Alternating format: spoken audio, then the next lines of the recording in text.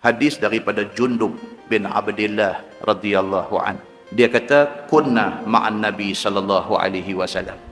Kami ada sama dengan Nabi sallallahu alaihi wasallam. Kata Jundub, wa nahnu fityan hazawirah.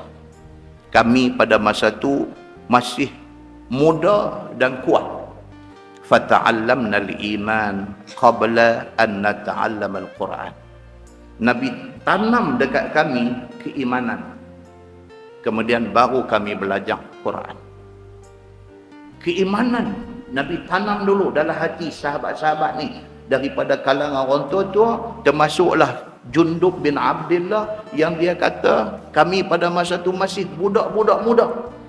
Nabi tanamkan iman dulu masuk dalam hati mereka.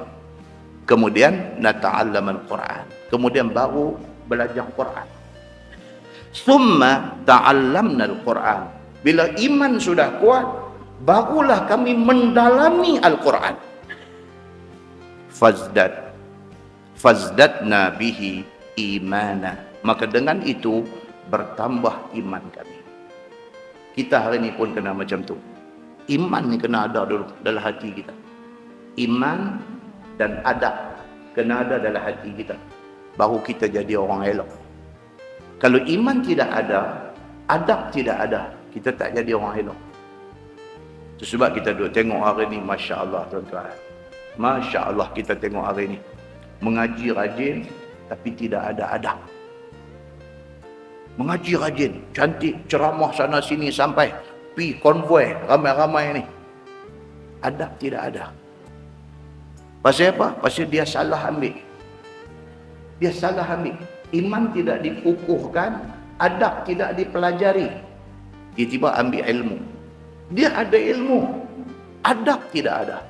Tak tahu hormat orang, tak kenal orang. Dia tak tahu siapa yang dia patut bagi hormat. Dia tak tahu. Cakap pandai, cakap nampak macam ada ilmu. Tidak ada iman, tidak ada adab. Para sahabat Nabi ridwanullah alaihim ajma'in, Nabi tanam iman dulu dekat mereka. Dengan iman yang ada, mereka jadi manusia beradab. Lepas itu mereka mengaji Quran. Jadi bila dia dengar ayat Quran, adab tu ada. Sami'na wa ata'na. Kami dengar, kami taat.